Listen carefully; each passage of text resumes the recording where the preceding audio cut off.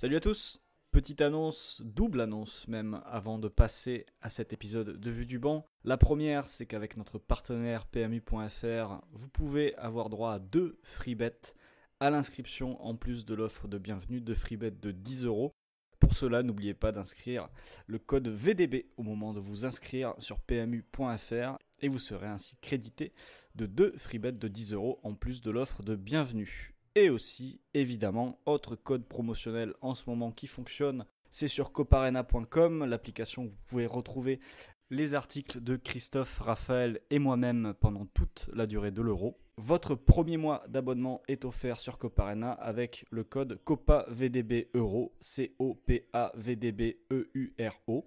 Analyse des matchs de l'équipe de France et de plein d'autres choses encore, en plus de formats audio exclusifs. Tout ça, c'est sur Coparena, l'application qui vous sert le football en profondeur. Mais tout de suite, c'est Vue du banc. Vue du banc, le podcast pour comprendre le jeu, vous est présenté par PMU.fr. Salut à toutes et à tous et bienvenue dans le 19e épisode de la saison 8 de Vue du banc. Un épisode consacré aux 2 derniers huitièmes de finale de la qualification de l'Angleterre, victorieuse 2-0 face à l'Allemagne, et de l'Ukraine il y a quelques minutes de ça pour nous maintenant, victorieuse 2-1 en prolongation de la Suède. Pour m'accompagner, je suis à l'animation, ils sont à l'analyse. Florent Tenuti, salut Florent. Salut Christophe. Avec une jolie chemise à carreaux. Et Raphaël Cosmidis qui s'est fait une petite coupe de cheveux aérodynamique. Salut Raphaël. Salut Christophe. Coupe de cheveux très précise, très courte, avec en plus la barbe taillée. On voit qu'on est sur une personne qui a vraiment perdu beaucoup de masse de poils depuis quelques jours après. Depuis quelques années, je perds pas mal de masse de poils, Christophe. C'est vrai, pas toujours volontairement, mais là, entre la barbe rasée et les cheveux coupés, on est sur quelqu'un qui est vraiment... voilà, tu es prêt à être D'ailleurs, nageur. je tenais à raconter un truc là-dessus, Christophe, parce que je sais qu'on vit la même douleur. Tu sais, quand ton coiffeur te rate, bon, t'es souvent malheureux, mais quand ton coiffeur te rate alors que tu perds tes cheveux, tu te dis, mais combien de coupes il me reste avant qu'il y ait plus de coupes? Et du coup, là, le fait d'être raté une fois, je me dis, mais combien de chance il me reste pour vraiment faire un sans faute, tu vois. Et là, clairement, c'est une journée qui a mal démarré et qui s'est mal terminée avec ce match. C'est vrai que je me suis déjà posé la question de savoir, tiens, tu viens d'enlever ce cheveu-là, mais en fait, je ne l'aurai plus jamais. C'est vrai, c'est quelque chose, c'est une petite mort finalement, avant notre voyage en Turquie pour faire que ces cheveux renaissent. Pour le football aussi. Pour le football aussi. Premier match de la journée, c'était le match de 18h, Angleterre-Allemagne, qualification, victoire de l'Angleterre dans le temps réglementaire 2-0, but de Raheem Sterling, qui avait jusque-là marqué tous les buts anglais à la 75e minute, et but de Harry Kane à la 86e, des passes décisives de Luke Shaw et de Jack Grealish. Les compositions d'équipe, côté anglais, Pickford dans les buts, défense à 3, Walker, Stones, Maguire sur les ailes en piston, Trippier et Luke Shaw, double pivot au milieu, Phillips, Rice, et les 3 de devant, Saka, Kane, Sterling. Côté allemand, le même système, pour eux c'était plus prévisible, c'est l'Angleterre qui s'est adaptée. Neuer dans les buts, une défense à 3, Ginter, Hummels, Rudiger, en piston Kimmich, Gosens, double pivot Kroos, Goretzka, et devant Kai Havertz, Timo Werner et Thomas Müller. Raphaël, tu faisais partie, je pense, des personnes en France qui étaient les plus heureux de voir cette équipe d'Allemagne, les plus intéressés par ses performances, les plus optimistes pour son parcours éventuel, parcours qui s'est donc arrêté. Est-ce que tu as été déçu de cette performance allemande au-delà du score ?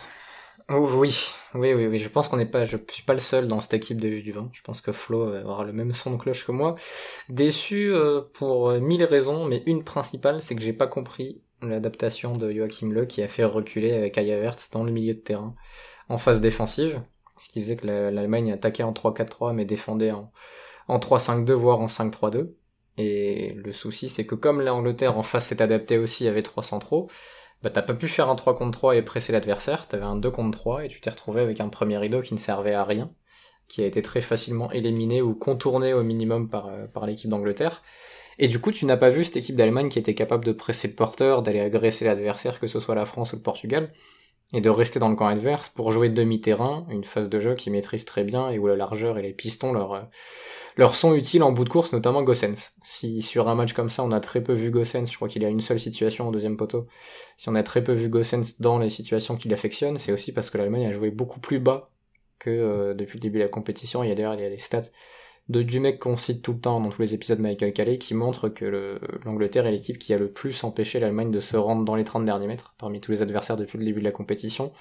Mais c'est aussi dû à la manière de défendre qu'a choisi le staff allemand et que je n'ai pas comprise. Peut-être que j'ai l'impression qu'ils ont eu peur d'aller sur du 1 contre 1 et du coup ils se sont dit on va remettre Havertz au milieu avec Kroos et Goretzka, et comme ça aussi il y aura un mec qui pourra aider si un des centraux est attaqué entre les lignes, sauf que ça t'a créé des problèmes ailleurs sur le terrain et ça a mis l'Allemagne dans une situation plus compliquée que d'habitude, et après on pourra parler de ce qu'ils ont fait à la récupération du ballon qui est aussi problématique que ce qu'ils ont fait sans.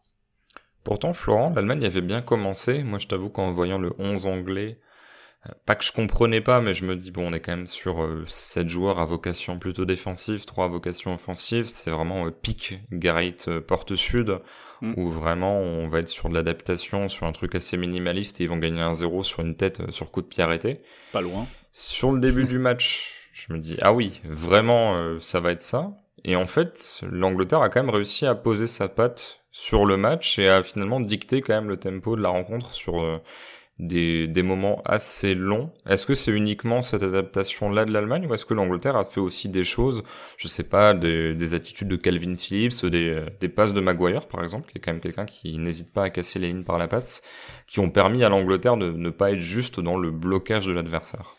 Alors pour moi, il y a eu deux choses. En fait, le truc, c'est que les Anglais n'étaient certes pas que dans le blocage de l'adversaire, mais avec le ballon, ils n'étaient pas non plus du tout dans la recherche de déséquilibre. En première mi-temps, en tout cas, c'était vraiment de la conservation. On arrivait sur Maguire, on arrivait d'un côté, on était bloqué, on ressortait de l'autre côté. Pour moi, il y a eu deux choses. C'est dans les premières minutes, quand ils sont en difficulté, il y a un joueur qui leur permet un petit peu de desserrer l'emprise que l'Allemagne peut avoir sur le premier quart d'heure, c'est Saka, qui fait des différences sur son côté et qui permet de ressortir de la densité, parce que l'idée des Allemands avec leur 5-3-2, c'était d'enfermer un petit peu les Anglais côté pour récupérer le ballon. Et en début de match, ça fonctionnait. Après, moins. Et la deuxième chose, c'est que c'est vrai que quand les Anglais, par contre, étaient assez hauts sur le terrain, les Allemands ont quand même eu pas mal de difficultés à sortir de la pression. Ça a allongé très vite et très tôt sur Maguire, vers la zone de Maguire pour trouver Werner, pour trouver Havertz, pour trouver Müller. Et sur ce jeu plus direct, plus vertical, les attaquants allemands ont pas existé. Les Allemands ont existé quand ils ont réussi à ressortir au sol, qui réussissaient à créer un surnombre dans l'entrejeu avec Goretzka qui allait plus haut. C'est vrai que plusieurs fois autour de Phillips et Rice, on avait Goretzka, on avait Havertz, on avait Müller qui se proposait. Et là, dans ce cas, il y avait des situations qui pouvaient se créer pour l'Allemagne. Mais c'est vrai que, en gros, c'était un petit peu une bataille qui s'est située vraiment au milieu de terrain, avec l'Allemagne, si elle réussit à sortir de ses 40 mètres, à sortir de la pression, elle peut lancer un temps de jeu. Et en face, sinon, l'Angleterre, qui cherche avant tout à bloquer l'Allemagne et à empêcher la progression de l'Allemagne à ce niveau et à forcer un jeu plus long qui leur garantissait quasiment la récupération du ballon. Raphaël, tu mets où la jauge entre l'Allemagne à balancer la balle sans raison et l'Angleterre à forcer l'Allemagne à faire des choses qui n'étaient pas forcément les plus pertinentes? Déjà, je suis choqué par ces non-respects pour le curseur, qui devient une jauge désormais. Je suis un peu étonné, oui, Christophe, de ce choix. Non, mais le curseur peut redevenir curseur à tout moment. Il y a pas c'est pas figé. On est vraiment sur quelque chose dans un mouvement perpétuel. Alors, je mettrais, mais c'est parce que j'ai vu à quel point l'Allemagne pouvait être bien meilleure que ça, je mettrais quand même la jauge sur l'aspect les Allemands ont fait n'importe quoi sur leur choix.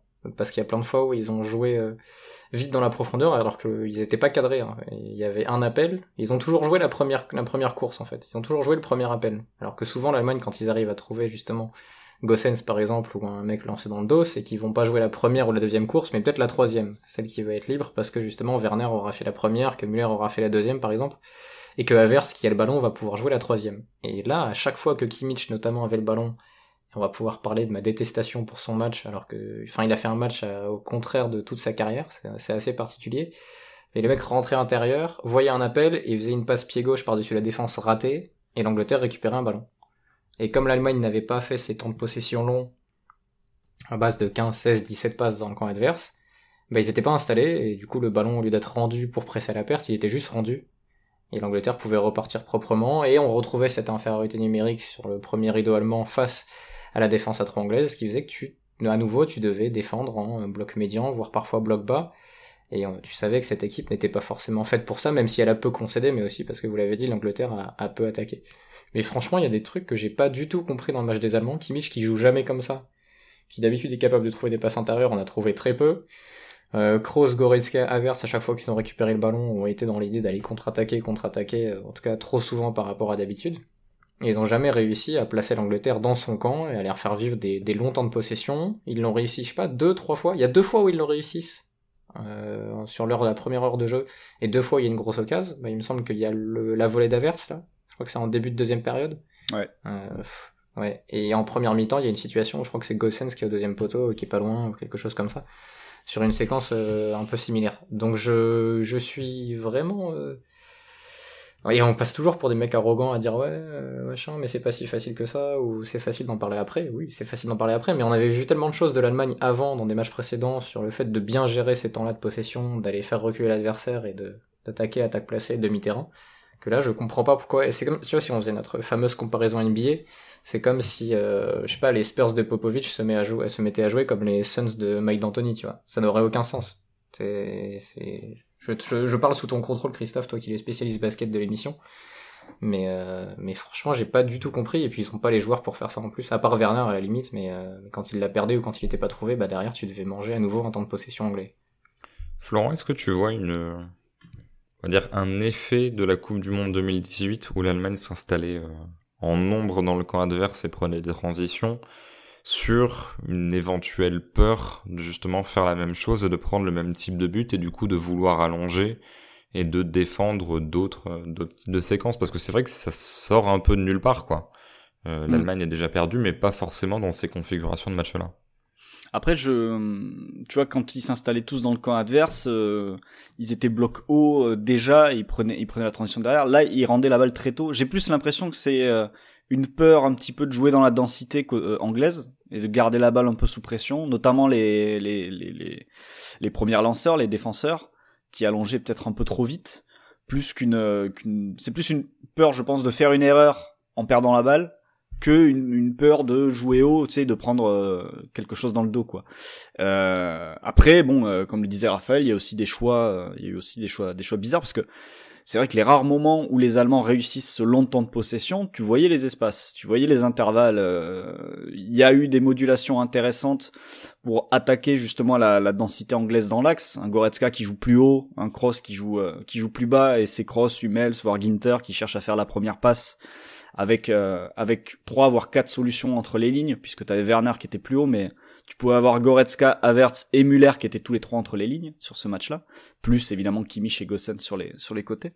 Mais en fait, cette configuration-là, les Allemands ont eu beaucoup trop de mal à remonter assez le terrain pour qu'elle puisse se mettre en place et pour pouvoir ensuite dérouler leur jeu. Et là, je pense qu'on tient plus sur des problèmes de prise d'initiative sous pression, je pense en effet de la part des défenseurs, plus qu'autre chose. Je pense que Ginter par exemple et Rüdiger ont pas forcément eu l'apport que l'Allemagne pouvait avoir auparavant de joueurs comme Boateng ou Boateng, voilà.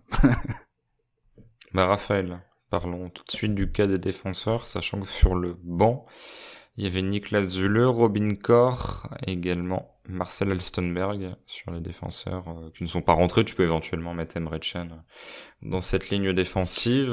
Tu vois, juste pour ajouter, puisque tu parles d'Emre Can, lui par exemple, je pense qu'il aurait eu beaucoup plus de personnalité que Ginter pour prendre ce genre d'initiative, un petit peu porter la balle et peut-être faire ce genre de passe. Là où Ginter a, en tout cas dans mon souvenir, très peu gardé le ballon, très peu porté le ballon. Il a plus donné à Hummels, donné à Kimmich, mais il a pris assez peu d'initiative pour aller fixer et prendre un peu de responsabilité pour mettre le jeu de l'équipe en place, quoi. Sachant que Emre Can a plus de personnalité balle au pied que Ginter, on a fait 4 minutes là-dessus après Allemagne-France. Donc j'ai envie de dire que on était déjà, voilà, ça sort pas totalement de nulle part, Raphaël. Oui, je vais inverser l'émission, Christophe. et Oui. te poser une question. Non, j'ai pas Parce que envie, j'ai mais peut-être vas-y. pas l'info, j'ai peut-être pas l'info ou j'ai raté une info. Mais pourquoi Niklas Süle n'est pas titulaire dans cette équipe? Je ne sais pas, j'imagine une question physique, mais je ne sais pas. Enfin, il est pas blessé, sinon il serait pas sur la feuille de match. Mais manque de rythme, je ne sais pas. Parce que de notre regard français, pour moi, il y a un écart colossal entre Ginter et lui, sur les deux plans du jeu. Et je comprends pas la hiérarchie, mais surtout qu'en plus, les matchs de prépa, Zulu, il démarre celui contre le Danemark. Et là, il joue plus depuis, donc j'ai pas trop compris ce qui s'est passé avec lui, s'il y a un truc qu'on ne sait pas, ou juste qui aime particulièrement ce que propose Ginter. Mais c'est dommage. Qu'est-ce que J'aurais bien propose aimé Ginter jouer. d'ailleurs? Je te repose une question, Christophe. Qu'est-ce que propose Ginter? Non, après, je sais pas si tu te rappelles, il avait une période à Dortmund où il était en feu sur les passes D, à l'époque Tuchel, où il jouait limite latéral droit et il claquait des passes D tout le temps, mais parce que le jeu de position de Dortmund était ultra fort. C'est la saison où Dembélé aussi en joue en 10 et fait 15 passes D, je crois. Enfin, mélange entre 10 et couloir. Et non, en dehors de ce contexte-là, je le connais pas bien, mais pour moi, il propose pas énormément. Après, disons que t'attendais pas forcément plus de lui. Hummels a été très bon, par contre, avec ballon pour faire avancer le jeu, comme d'habitude. Il a trouvé des passes entre les lignes. Mais moi, Ginter, c'est par rapport à ce qu'il fait d'habitude, il y a rien de choquant. Moi, c'est plus, comme je disais, ce qu'a proposé Kimmich dans ses choix qui m'a vraiment étonné. Où t'avais l'impression que le mec était dans la panique, la précipitation, tout de suite la profondeur, comme s'il avait reçu des consignes, alors que j'ai pas l'impression. On ne sait jamais. Et qu'à chercher tout de suite ça, tu vois. Mais c'est vrai que le fait mais après, Neuer a souvent été gêné aussi. Les Anglais étaient assez bons pour fermer les solutions de passe courtes évidentes, et du coup, il a souvent allongé. Et là, alors, peut-être que on l'a déjà dit et que j'ai pas entendu son nom, mais par contre, il y a eu un problème allemand, c'est de viser toujours la zone de Maguire sur les longs ballons. Oui. Et ils se sont fait éclater dans la zone de Maguire. J'ai pas les stats de duel aérien de Maguire, mais j'ai l'impression qu'il a fait un spécifique tête où il est monté sur Kai Havertz une dizaine de fois. Moi, je les ai, il en gagne 6. Il gagne 6 duels aériens. Et même globalement, lui en gagne 6, Walker en gagne 4, Stones en gagne 4. Et pour comparer avec les offensifs allemands, même si c'est pas toujours dans la même zone, Müller en gagne 1, Havertz en gagne 1, Werner 0. Voilà. Oui, bah, c'est logique. C'est logique, oui. Puis Havertz, malgré sa taille, est beaucoup trop calme pour gagner des duels de la tête. Il peut pas gagner des duels de la tête, il est trop tranquille sur le terrain. Et donc ouais, ils se sont fait manger sur les longs ballons comme ça. Et en plus, sur le deuxième, souvent, ils étaient battus par Rice et Phillips, sur les dégagements de Maguire. Parce que Kroos ne pouvait de toute façon pas rivaliser sur ces ballons-là, mais Goretzka même n'a pas réussi à en gratter assez. Florent, tu aimes bien Goretzka, tu étais Ouais. content de le voir titulaire à la place de Gundogan. Qu'est-ce que tu as pensé de sa performance? Est-ce qu'il a apporté des choses que Gundo n'aurait pas apporté? Est-ce qu'il a eu des manques par rapport à celui qui remplaçait? Ou est-ce que les choix de jeu faisaient que dans tous les cas, c'était difficile d'exploiter toutes ses qualités parce que ça lui est passé au-dessus de la tête?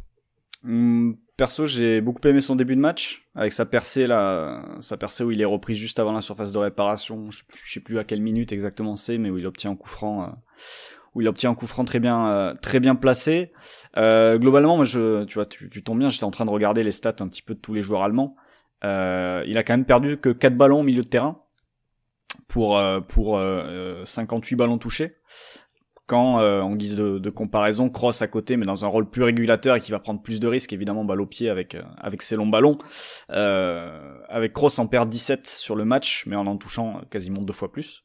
Kroos qui a d'ailleurs eu quelques soucis sur les longs ballons, puisqu'il en a tenté 4, il les a tous ratés. Donc c'est peut-être aussi lié aux Anglais qui quadrillaient bien le terrain en phase défensive et qui ont bloqué des passes, enfin des situations de renversement de jeu. Ils étaient vraiment présents dès que ça allongeait. Mais pour revenir à Goretzka, personnellement, j'ai plutôt apprécié son match, à la fois pour sa mobilité, sa capacité à faire beaucoup de choses sur le terrain. Maintenant, je pense qu'il aurait pu avoir un impact plus grand si l'Allemagne avait mieux négocié en effet certaines situations avec le ballon. On est déjà revenu à ça tout à l'heure, mais sur des séquences de jeu plus longues, ça pouvait être quelqu'un supplémentaire dans la surface pour aller au duel.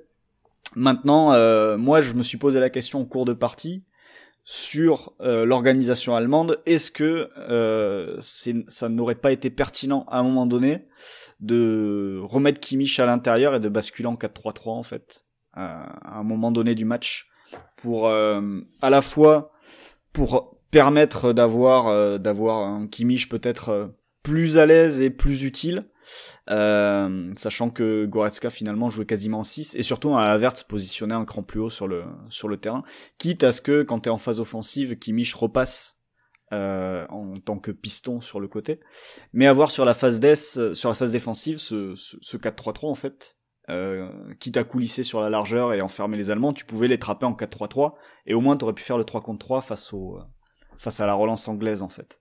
Voilà, c'était une petite remarque que je m'étais faite pendant le match, même si je m'attendais pas non plus à une bascule qui allait changer toute la physionomie non plus.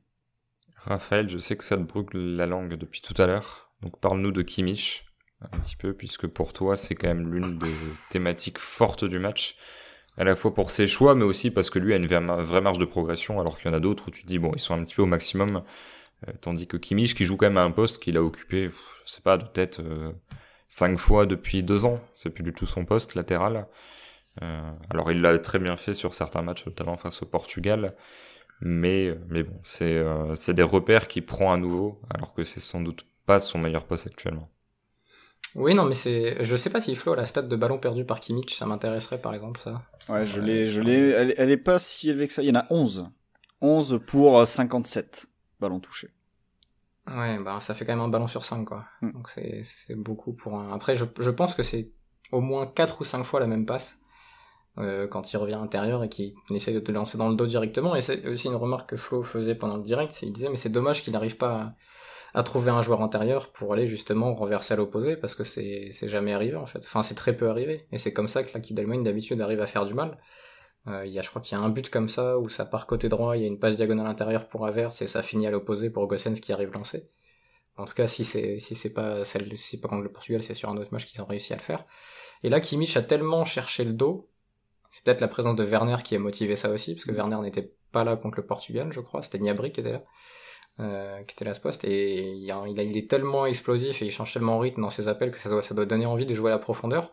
Mais là, t'es tombé souvent sur une équipe qui a réussi à bien gérer ça, parce que Walker a bien couvert quand c'était de son côté et qu'il y avait un petit espace à venir couvrir, et sinon Maguire et Stones s'en sont plutôt bien sortis face à lui.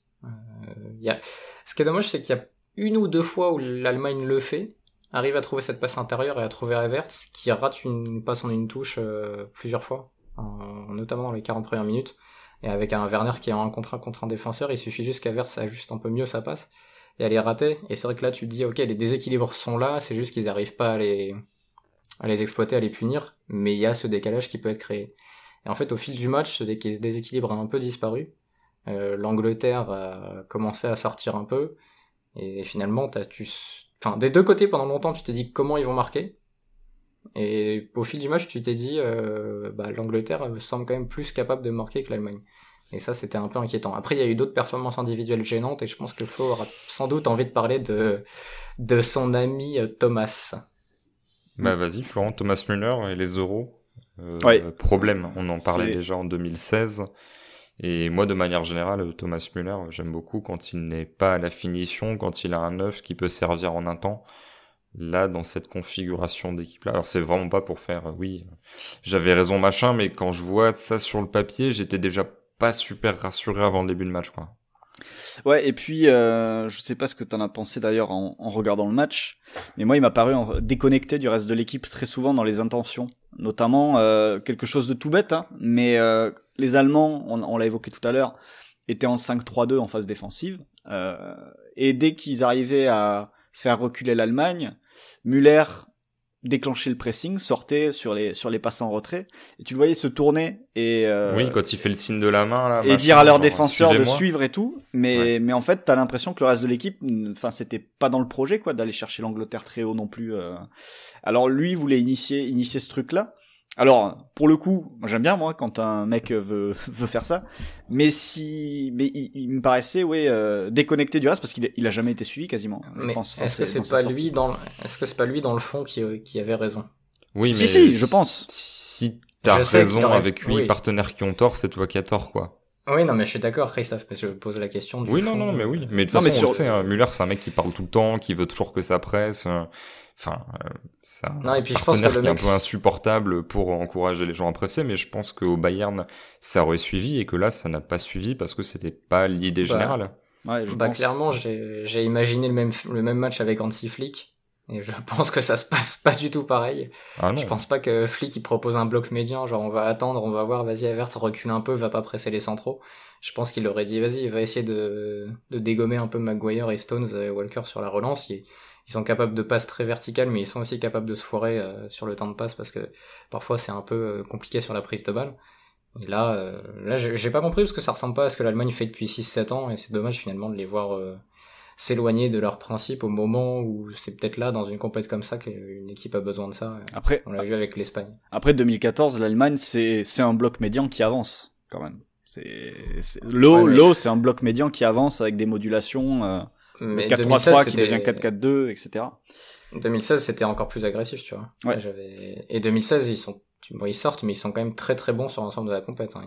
Mais là, pour le coup, c'était un bloc médian bas, mais qui n'avançait plus, qui n'avançait pas derrière Müller, qui voulait avancer. Mais après, au-delà de cette action un peu symbole là, du fait d'un Müller qui est vraiment déconnecté du reste, c'était même dans le jeu intérieur. Je trouve qu'il a perdu quand même pas mal de ballons. Il a perdu une dizaine de ballons. J'avais la stat là tout à l'heure.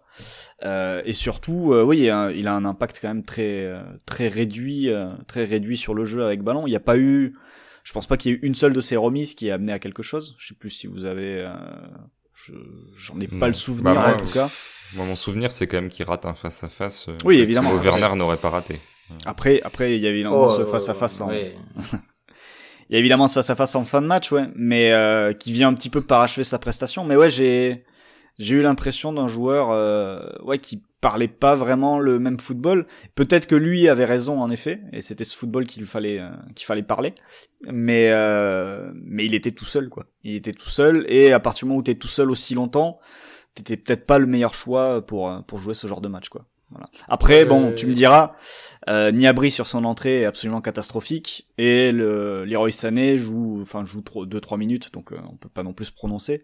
Mais c'est vrai que là, on peut en revenir au réservoir allemand, qui finalement en attaque, on a souvent parlé du manque de talent et du manque de profondeur avec des talents purs qui ont un peu disparu.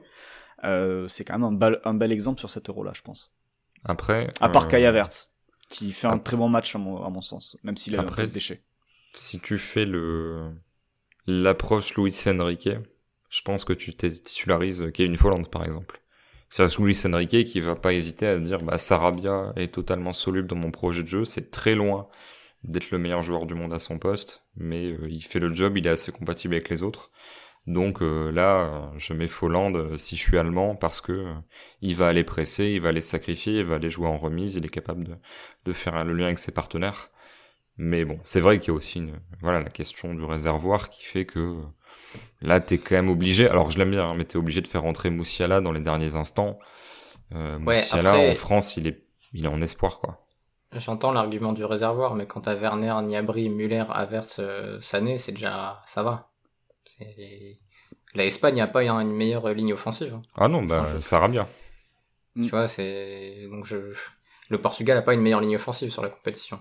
La Belgique n'a pas une meilleure ligne offensive sur la compétition. En plus, la moitié de leurs joueurs sont blessés, donc mais par contre, j'ai été étonné un peu qu'ils reconduisent pas la même équipe que contre le Portugal, qui était quand même le seul match réussi de la compète, avec Müller, Gnabry, Havertz, où ça avait plutôt bien fonctionné.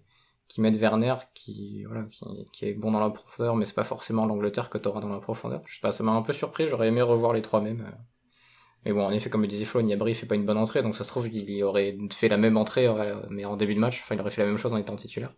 Et t'aurais pas eu plus de jeu entre les lignes. Mais Werner est tellement différent de ce que l'Allemagne fait sur un tac placé, que je sais pas en fait si c'est pareil, si lui est soluble facilement quand l'Allemagne doit dominer un adversaire. Par contre, c'est peut-être pour ça aussi qu'ils se sont mis à beaucoup de longs ballons dans le dos. Par contre, il y a un truc qu'on pourrait évoquer tout à l'heure quand on évoquait le fait d'avoir vu les Allemands exploser sur les longs ballons et dans les duels aériens.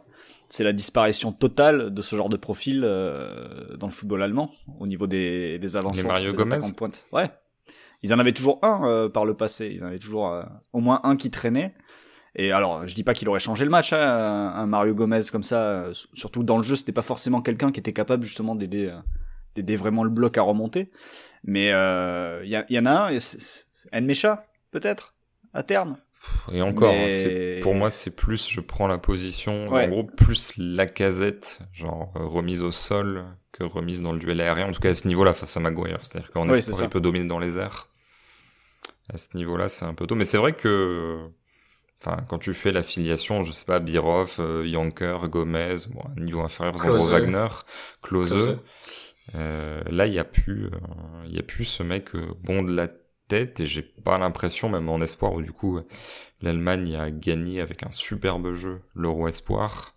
Bah, il y a d'autres profils qui émergent, mais il y a pas celui-là. Après, t'aurais pu gagner différemment. Hein, Oui. t'aurais pu gagner sans ça. Et je me demande à quel point. Alors non, mais clairement le choix de Timo Werner, ça me rappelait moi quand je coachais Football Manager, où je me disais le mec a joué en Angleterre, il va marquer contre l'Angleterre, il les connaît, c'est pas pertinent, il est pas forcément en réussite, mais le seul match où il va être à 100% de taux de conversion, ça va être ce match-là. Florent parlait quand même un petit peu de l'Angleterre, parce que plus tard on parle de l'Allemagne, alors même si on aura l'occasion de parler de l'Angleterre au tour suivant, donc on peut faire un 60-40 sur l'éliminer. Qu'est-ce que t'as pensé de cette équipe anglaise qui sort, moi, quasiment tous les joueurs que j'apprécie sur le plan offensif? C'est-à-dire qu'en tout cas dans les profils, moi j'aime bien voir Mount, j'aime bien voir Foden, j'aime bien degré moins de voir Grealish et Sancho. Finalement ils sont pas là, t'as une ligne de 3 Sterling, Kane, Saka, il y en a 2 des 3 qui marquent et le troisième qui est dangereux. Sinon c'est des profils plutôt défensifs, et pourtant cette équipe n'a pas fait que défendre, loin de là. Qu'est-ce que tu gardes de ce match où Southgate, alors je suis toujours pas 100% client, mais j'ai l'impression qu'il arrive quand même globalement à un peu dicter le scénario du match, en tout cas la physionomie qui aura de la rencontre série. Il subit pas totalement les événements. Il arrive à les rendre chiants systématiquement. C'est ça, mais c'est un talent aussi. Hein. C'est un talent aussi de faire des jouets. Ouais. Il s'est inspiré d'une équipe de France peut-être. En fait, ce qui est rigolo là, sous les yeux là, j'ai la shot map des Anglais. Et il y a un tir de loin de Sterling qui était cadré avec l'arrêt de Neuer, et il y a 4 tirs dans la fameuse danger zone entre le point de penalty et la ligne de but, avec 2 coups de pied arrêtés. Je crois qu'il y a 2 têtes de Maguire dans le lot, et les il y a combien de tirs sur l'ensemble du match? Il y a combien de tirs sur l'ensemble du match, Flo? Alors au total, à ton avis, il y en a combien au total? Angleterre plus Allemagne. 17. 14. Et côté anglais 6. 5. T'étais pas loin. Sachant que par contre, je pose la question parce que c'est un vrai thème, les matchs de l'Angleterre à peu de tirs depuis le début de la compétition. Je pense que c'est peut-être l'équipe qui fait les matchs avec le plus faible total de tirs en moyenne, que ce soit eux ou l'adversaire, je veux dire. Oui, je pense que oui. Bah de toute façon, ils étaient quoi? C'était 21, je crois, ou 22 sur la phase de poule sur les tirs effectués. Ouais, et Pickford avait quasiment pas eu d'arrêt à faire, je crois. Il y a 2 arrêts, je crois, sur toute la phase de poule. Je crois que c'était 3, 2 pour l'Italie et 2 pour l'Espagne, il me semble. Je l'avais mis dans le banquet Copa. Sur l'ensemble de la compète, je crois qu'ils sont à 3 XG concédés là. Il y a la stat qui est sortie en 4 matchs. Ouais, donc après sur ce match-là, comme je disais, ils étaient vraiment beaucoup dans la conservation, c'est-à-dire qu'ils avaient ils occupaient tous les couloirs de jeu. Il y avait Trippier qui foutait un peu le bordel côté droit pour créer de l'espace à Saka et lui permettre un petit peu de porter le ballon et de faire vivre le ballon dans le camp adverse. À gauche, il y a Sterling qui faisait un peu la même chose dans le demi-espace, qui percutait. Mais au-delà de ces deux-là pour prendre des risques, le reste, ça bougeait pas trop, ça restait vraiment en place. Il y avait très peu de projections. Kane avait du mal à exister aussi, jusqu'à son occasion juste avant la mi-temps là, je sais même plus comment ça démarre, mais où il se retrouve pas loin de marquer. Mais en deuxième, bah, ils se sont activés. Tu vois, l'action du but, c'est vraiment une action, je vais pas dire d'école, mais ça part de Sterling, qui est côté droit, puisqu'il passe côté droit avec l'entrée de Grealish, qui fait sortir Rudiger de l'alignement défensif. On part côté gauche, Grealish fixe, il décale chaud, et derrière c'est Sterling qui est là à la réception. Et finalement, t'as une Angleterre qui a contrôlé le match pendant 1 heure, qui a ralenti le tempo et qui a accéléré et qui a marqué sur sa deuxième occasion, puisqu'il y a Kane qui en avait obtenu une, mais sa première véritable occasion construite, j'ai l'impression, parce que moi dans mon souvenir, celle de Kane, il y a du rebond au milieu, il y a un truc bizarre qui se passe, mais je me rappelle plus ce que c'était exactement. Oui. Et sachant qu'il y a aussi Maguire sur le coup de pied arrêté, dont une tête où Oui. j'ai pas compris. Alors il y en a deux. Il y en a une où il est vraiment tout seul sur un corner et il fait une tête genre de passe au gardien. Et l'autre où il vise 3 mètres du but. Ça, c'était assez étonnant. Genre, il domine le ballon, il a pas d'adversité et sa tête est orientée à côté à 2 mètres du but. Mais tu vois, cette tête-là, c'est soit la 16e, soit la 26e. Je crois que c'est la deuxième, donc ça doit être 26e. C'est la deuxième, ouais. Ouais. Et mais cette tête-là, en effet, j'ai pas compris. Mais j'aurais beaucoup aimé en fait que les Anglais ouvrent le score là-dessus pour réveiller un peu les Allemands avant le dernier quart d'heure où en fait c'était beaucoup trop tard derrière pour réagir. Et je me dis qu'avec une heure derrière, il y aurait pas eu. Enfin, je dis pas que l'Allemagne serait revenue au score, mais au moins je pense qu'il y aurait eu beaucoup plus d'attention portée à la possession de balle et à l'installation du jeu dans le camp adverse. Les Anglais auraient peut-être eu des opportunités en transition, mais l'Allemagne aurait sans doute mieux réagi qu'à ce but encaissé où là c'était en fin de partie. Quand Sterling met son but, tu fais c'est plié quoi. Raphaël, est-ce que cette sélection c'est pas l'inverse de la sélection italienne où tu prends des mecs qui jouent à Sassuolo, des mecs qui ont l'habitude de faire tourner le ballon, tu les mets dans des positions dont ils ont vraiment l'habitude. En gros, tu calques quand même un modèle qui est dominant en club. Là, t'aurais pu faire ça avec Mount, Foden, jouer avec des gens demi-espace, et finalement non, t'es dans l'adaptation ponctuelle à l'adversaire sans vraiment t'appuyer sur quoi que ce soit qui est fait par les clubs dominants dans ton championnat. Alors ça fonctionne, mais je trouve ça un peu hors du temps, hors de la logique de 7€ finalement. Je pense que quand tu vois la saison des clubs anglais, tu t'attends à ce que l'équipe d'Angleterre soit un mélange de City et de Chelsea. Voilà. Tu te dis, ça va être Foden, ça va être Chilwell, ça va être Mount, ça va être Reece James, ça va être Sterling, donc City aussi, ça va être Stones, enfin ça va être tous ces joueurs-là. Et j'en oublie encore, je pense, des Anglais parmi ceux de ces deux équipes. Et finalement, c'est pas du tout ça, parce que même ceux qui jouent de ces deux équipes-là ne jouent pas du tout dans le même style de jeu. Et c'est vrai que ça, je pense que ça fait partie de la déception autour de l'équipe d'Angleterre. Le fait que ça envoie peu de jeux et que finalement les joueurs fun que t'as cité au début, Christophe, ceux que t'as pas vu sur le terrain, ne sont pas dans le projet, et que ceux qui sont fun mais qui sont dans le projet deviennent moins fun. À part Sterling. C'est ce que j'allais dire. Ouais, qui est tellement libre et quand même en forme athlétiquement. Je le trouve très très percutant, très explosif. Ouais. Et il fait pas mal de différences. D'ailleurs, il a fait beaucoup de mal au milieu sans calcium, surtout côté cross. Parce que Goretzka, en deuxième mi-temps, c'est aussi rentré pour ça. Mais en deuxième mi-temps, c'était d'ailleurs l'action du but, il est au départ, Sterling, il me semble. Ouais, c'est ce que je disais. Il accélère, il fait sortir aussi Rudiger de la ligne défensive, ce qui crée un trou dans la défense allemande aussi, au moment de la couverture du centre dans la surface. Et oui, il résiste à, je crois, 2 têtes, il y a Müller aussi dans la zone. T'as Müller, t'as Kroos, t'as Rudiger qui sort, je crois. Un truc comme ça. D'ailleurs, l'Allemagne, à chaque fois, que ce soit contre l'équipe de France ou contre l'Angleterre, Flo se fait avoir dans le demi-espace de Rudiger et se fait avoir à l'opposé. Enfin, ça va deuxième poteau, parce que tu penses à Pogba qui fait la différence dans cette zone-là et Sterling qui l'a fait dans cette zone-là pour aller jouer là-bas. Et ça démarre au même endroit, ça finit au même endroit. Donc c'est assez marrant de voir ça, parce que le centre de Luke Shaw est excellent, c'est le centre de Lucas Hernandez contre l'Allemagne en fait. Oui, c'est le même. Ouais. C'est un peu la même idée. Et ouais, oui, c'est vrai qu'on pensait ce serait City Chelsea, ça l'est pas du tout, c'est un truc assez vague, assez flou, un peu sélection, mais sélection sans trop d'idées, sélection on s'appuie sur des individualités et sur un truc un peu solide. Un peu sélection France 2018, sous certains aspects d'ailleurs. Dans le côté cynique, parce que tu pourrais être beaucoup plus amusant et tu décides que t'as pas besoin de l'être, ou que t'as pas envie de l'être en tout cas. Et par contre, vu le tableau qui reste, ils peuvent être très très chiants pour la plupart des équipes. C'est-à-dire qu'ils peuvent rendre ce côté du tableau par contre pas beaucoup moins fun que prévu. Tu vois, s'ils gâchent par exemple une demi contre le Danemark à cause de ça, ce serait dommage.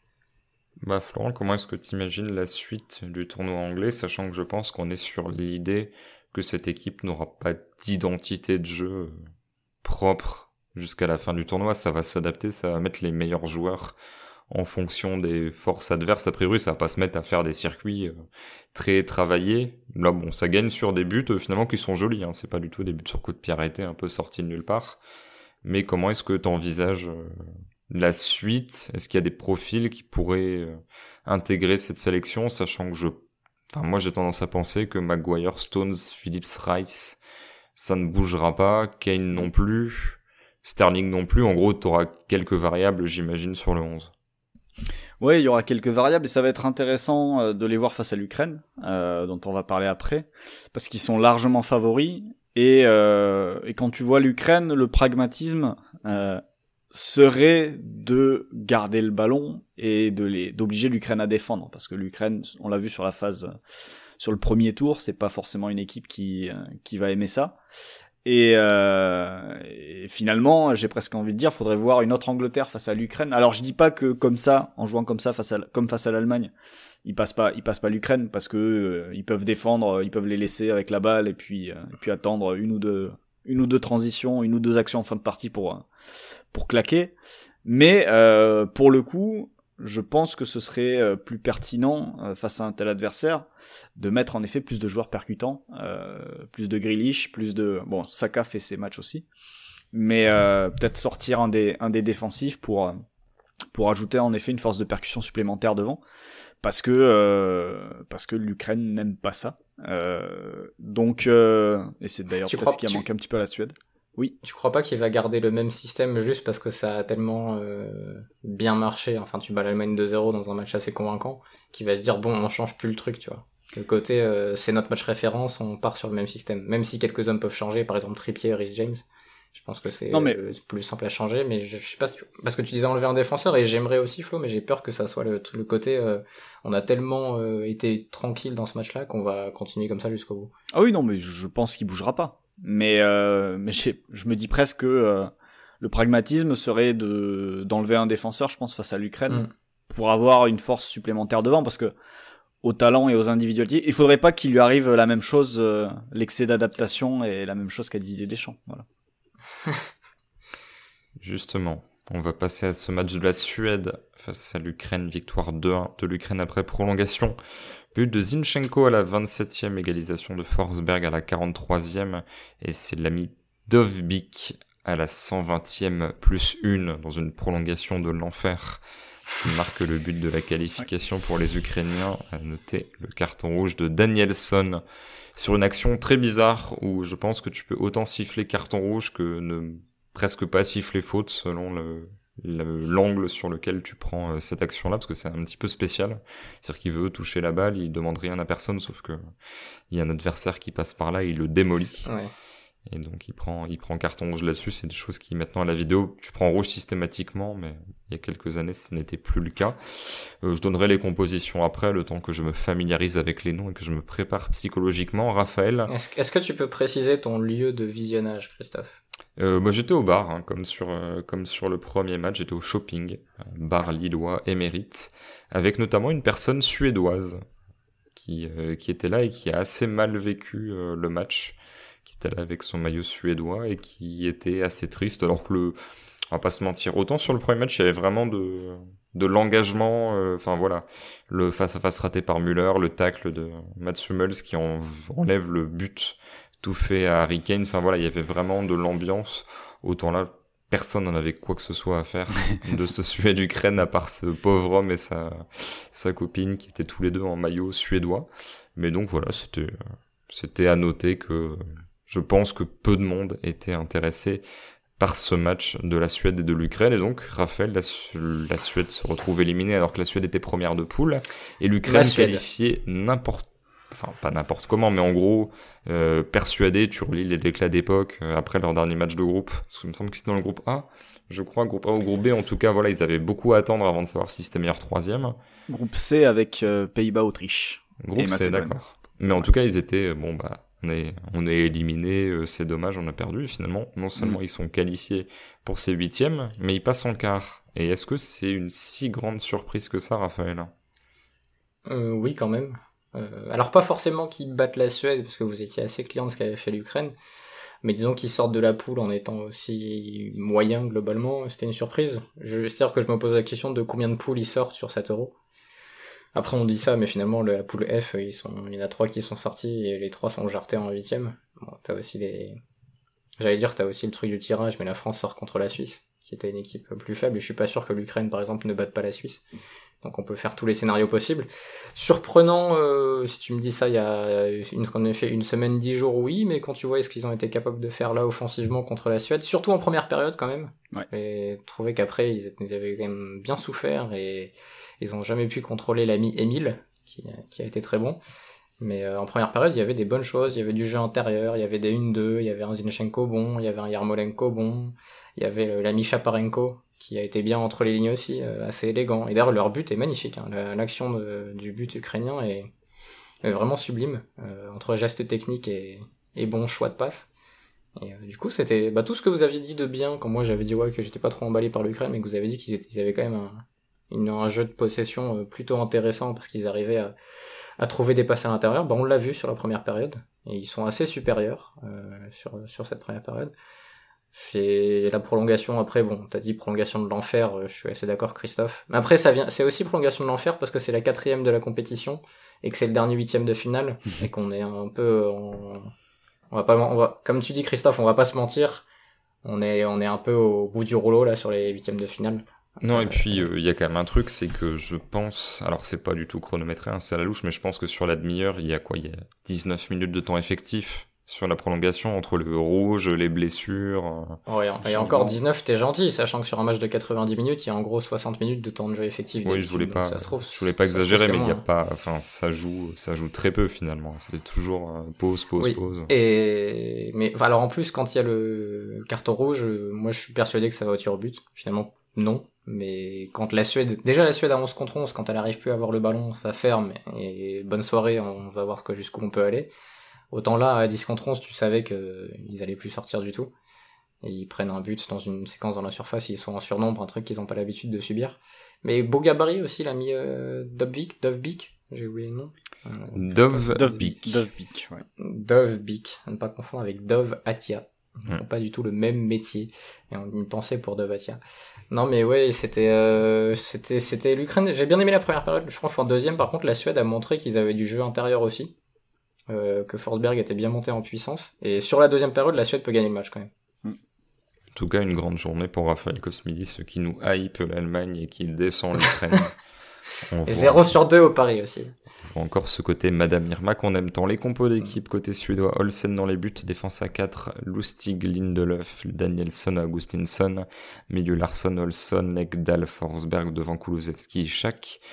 Côté ukrainien, c'est là que le fun commence. Bouchan dans les buts, Zabarny, Krivstov et Matvienko dans l'axe, Karavayev et Zinchenko sur les côtés, Sidorchuk, Stepanenko, Sharapenko au milieu, Yarmolenko, Yaramchuk devant. Oui. Florent, au lieu de te moquer de mes prononciations douteuses, qu'est-ce que tu peux nous dire de ce match ? Je t'avoue que autant... C'est vrai que Raphaël a raison, on était un peu plus positif que lui sur l'Ukraine.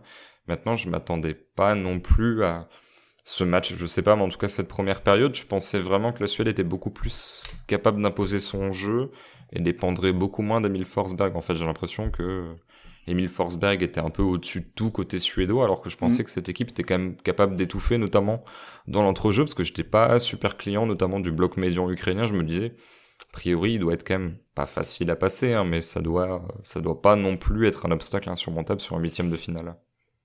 Moi, je pense que les Suédois s'attendaient pas surtout à faire face à une Ukraine à 3 derrière, sur la relance, et même à 5 au total. Et ça, je pense qu'il faut saluer le choix de Shevchenko sur ce match-là, parce que ce qu'il a mis en place, et notamment au milieu de terrain, enfin à partir de la relance, et notamment en possession du ballon, pour déplacer les milieux axiaux de la Suède et créer des espaces à l'intérieur, ça a été très bien exécuté, ça a été très bien étudié, avec généralement côté droit, il y avait des circuits où tu avais Sidorchuk qui faisait des fausses courses et qui embarquait son axial, alors je sais plus si c'était Ekdal ou Olsson qui était axial gauche, mais qui l'embarquait et qui du coup ouvrait des lignes de passe directes pour toucher Yaremchuk qui était un peu plus haut entre les lignes. Et puis côté gauche, ça combinait vraiment bien avec Chaparenko qui était capable de décrocher sous la pression d'un des deux milieux axiaux. Il remettait à son numéro 6, donc qui était Stepanenko, et puis il se retournait, il se projetait, et il prenait de vitesse son vis-à-vis, et il pouvait porter la balle sur une dizaine de mètres jusqu'à aller fixer la ligne défensive. Donc il y a eu vraiment des très très bons mouvements côté ukrainien pour un petit peu déplacer le bloc médian, quoi, ouvrir des espaces dans le cœur du jeu.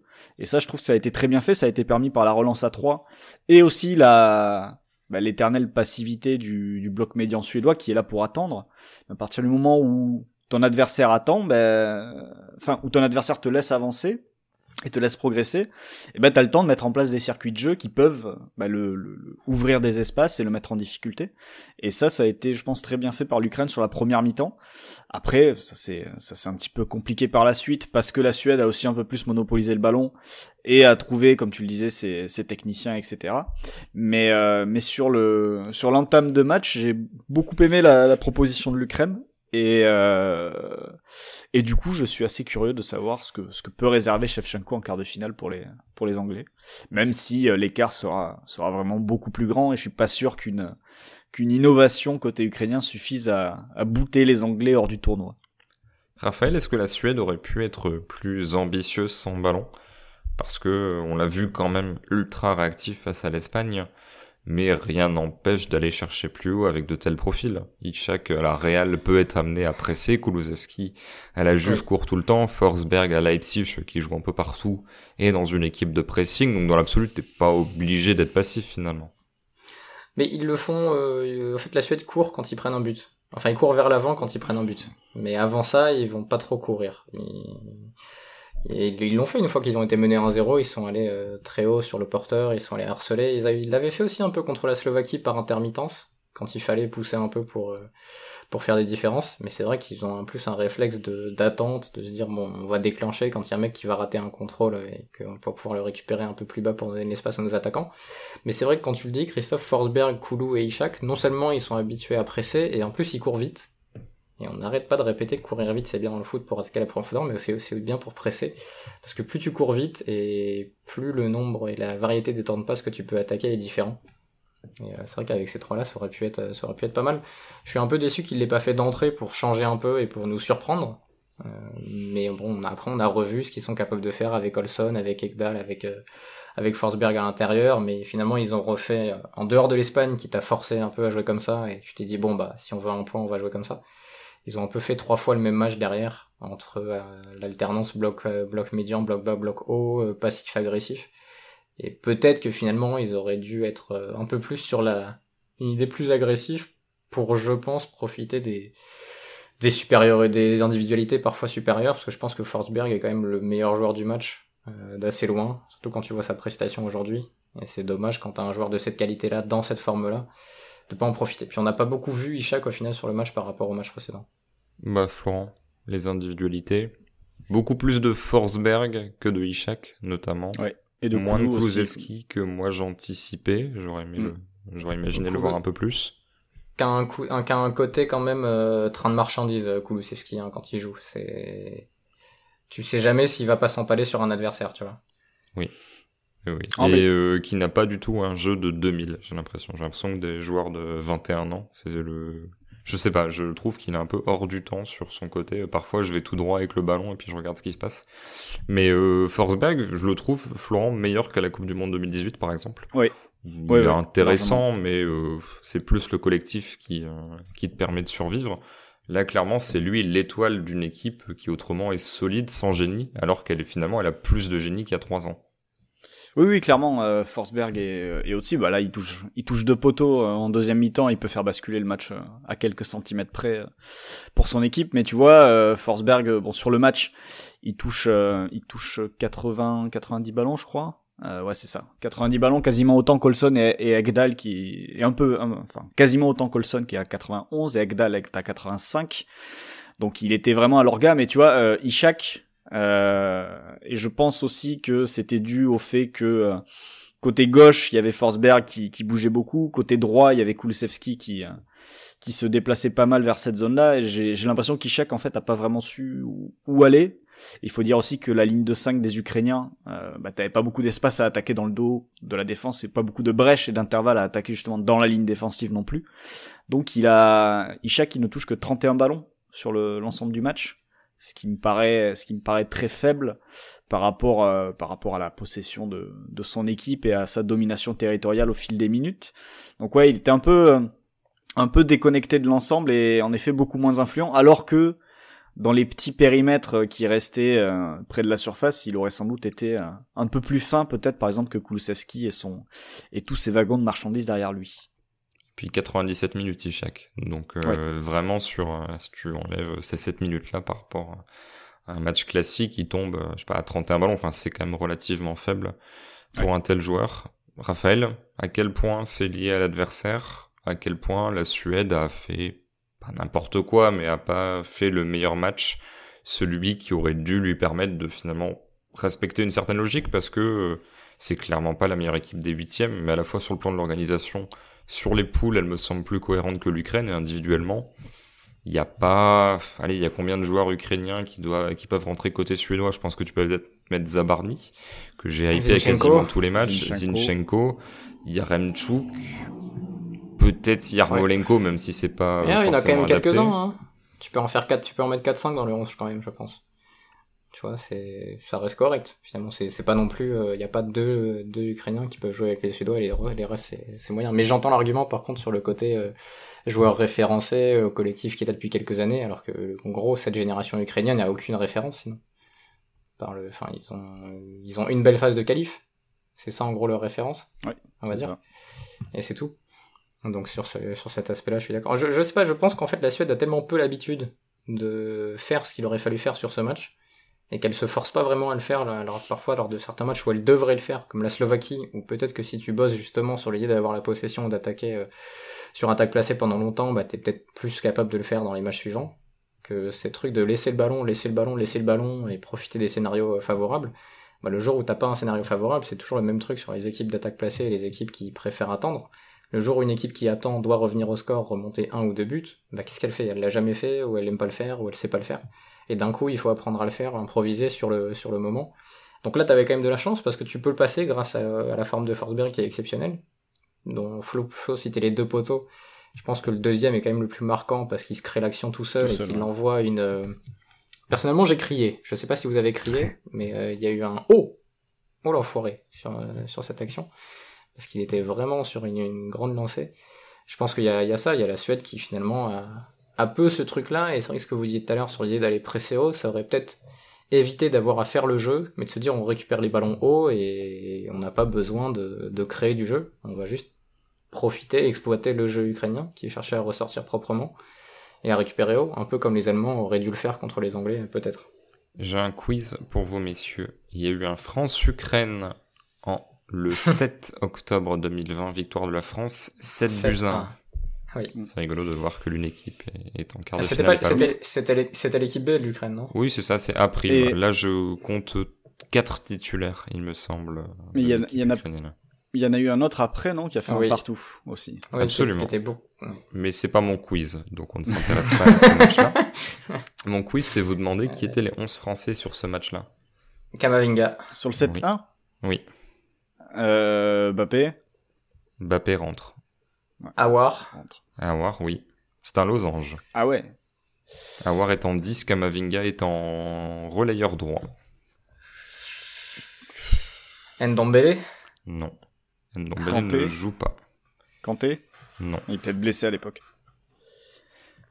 Giroud? Giroud est l'un des 2 attaquants, absolument. Ben Yedder? Non. Ben Yedder rentre en fin de match. Martial? Oui, Martial, l'autre attaquant. Aouar derrière, Giroud et Martial. Vas-y Flo, je te sens saoulé par mon attaque. Non, t'as pas trop envie de jouer, j'ai l'impression. Non, le début de l'équipe est tellement improbable que... L'anglais? Absolument, l'anglais est en charnière, avec quelqu'un qui n'était pas à 7 €. Upamecano? Absolument. À droite. Belle trajectoire d'Upamecano sur cette saison équipe de France où le mec part numéro 3 en novembre et est disparu en juin. Allez, juste je vous fais deviner un dernier joueur, le numéro 6, qui n'est pas à 7 €, qui n'a... Nzonzi. Absolument, Nzonzi. Je vais vous donner du coup le 11. Mandanda dans les buts, Pavard, Upamecano, l'anglais digne derrière. Nzonzi en 6, Aouar en 10, en relayeur Kamavinga, Tolisso. Et devant Martial, Giroud, et donc une victoire 7-1.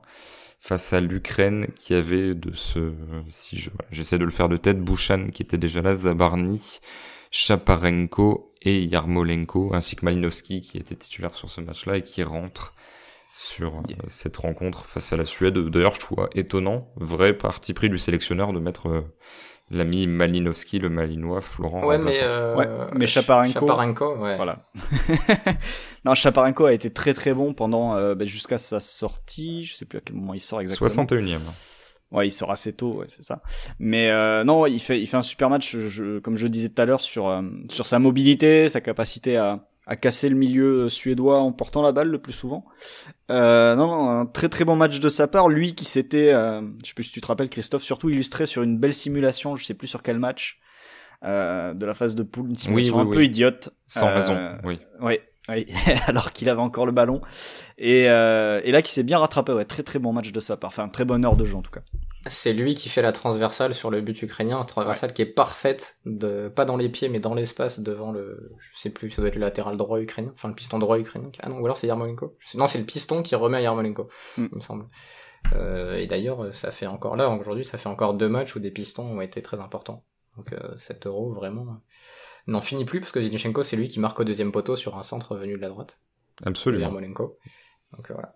Mais c'est vrai que quand je disais Malinowski, c'était même pas pour dire que cette titularisation n'avait pas payé côté ukrainien, juste qu'il y a un vrai choix fort de la part de Shevchenko. Si tu mets un tel joueur sur le banc, j'imagine qu'il était apte, il a quand même joué 1 heure finalement, c'est que ton parti pris tactique transcende la force des individualités. Si on faisait... Vas-y Raphaël, Christophe, je sais que t'étais je sens que t'étais entre 2 pentes, mais est-ce que tu as vu le coup franc du Malinois? Non. Il est en tribune, non? Je ne sais plus. À ton avis, il l'a frappé comment? Plutôt tu tires ou tu pointes, tu penses, Malinowski? Je pense qu'il a tiré. Oui, il a tiré très très fort. Mais à mi-hauteur, très très fort dans le mur, où les mecs qui étaient à côté du mur, ça a rebondi. Zinchenko a failli d'ailleurs récupérer un ballon intéressant à ce moment-là. Mais d'ailleurs, le commentaire de Julien Brun, je crois, et Sabrina Delannoy était un peu atterré par le coup franc, genre mais qu'est-ce qu'il fait, pourquoi c'était Taiwo à la grande époque.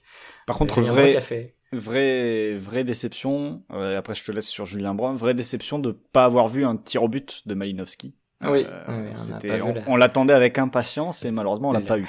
Voilà. La malinade, comme l'appelle Flo, il y a pas eu de malinade. Mais très bonne vanne de Julien Brun quand l'arbitre à un moment a fait faute sur un joueur et qu'il a dit ça va, il était pas sous le coup d'une suspension. J'ai pouffé tout seul devant ma télé. Devant un match qui en plus avait franchement des allures de match de Ligue 1 de 15h parce qu'il y avait encore du soleil, il y avait l'ombre, il y avait pas trop d'ambiance dans les tribunes. En plus, il y avait Julien Brun qui a quand même déjà commenté la Ligue 1. Et du coup, c'était... Et aussi les matchs de Coupe d'Angleterre de beIN Sport à l'époque, qui était un peu sous ce demi-soleil aussi. Donc l'entrée dans le match a été un peu difficile, on va pas se le cacher. Oui, surtout pour les Suédois aussi d'ailleurs. Surtout que l'affiche n'était pas non plus la plus excitante sur le papier. Mais oui, ce coup franc qui restera dans la légende, comme la reprise de volée de Moussa Sissoko, qui a failli sortir du stade. Je l'ai fait oublier celle-là. Ouais, c'est pour ça que parce qu'on l'avait pas mentionné dans le podcast d'hier. Faut rappeler cette volée de Moussa Sissoko où tu vois le truc arriver et tu te dis soit c'est lucarne opposée, soit ça sort du stade. Et en plus, c'est sorti du stade. Tu peux pas lui dire applique-toi parce que tu vois qu'il s'est vraiment appliqué sur le coup. Ah oui, totalement. Il s'est peut-être sans doute trop appliqué et du coup il a pas eu le naturel, le relâchement. Si on se faisait une équipe type des 8e de finale, ça peut être intéressant. C'est une idée que je viens d'avoir tout seul, évidemment, qui ne m'a pas du tout été suggérée par Raphaël Cosmidis par écrit. Messieurs. Tu sais comment j'ai eu l'idée, Christophe? Tu veux que je te dise comment j'ai eu l'idée, en fait, pour rendre à César ce qui appartient à César? Bah, si je te dis non, tu vas être triste, donc vas-y, dis-le. Oui, c'est notre ami Elton Mokolo, alias Lamokol, collaborateur Coparena, qui a fait pas mal d'épisodes sur les jeunes de la Masia avec toi, Christophe, qui a posté son équipe type des 8e, parce que depuis le début de la compète, après chaque journée ou chaque tour, il poste son équipe type. Et donc j'ai eu l'idée. Mais je vous donnerai son équipe après, parce que je veux pas que ça vous influence dans vos choix. Moi déjà j'ai peur d'être influencé par le charisme d'Elton, donc allez-y. Maître Kufli. Le problème c'est qu'il faut partir, il faut déjà décider à partir de quel match on part pour avoir des joueurs, quoi. On fait que les 8e, je pense. Ouais, on fait que les 8e. Je veux dire. Mais match par match, faut plus faire les joueurs qu'on a retenus sur chaque match, non? En faisant par poste, gardien par exemple. Sachant qu'il y a 2 clean sheets, c'est Rui Patricio et... Non, j'ai pris à l'envers en fait. Il y a 3 clean sheets. Il y a 4 clean sheets plus. Il y en a 4.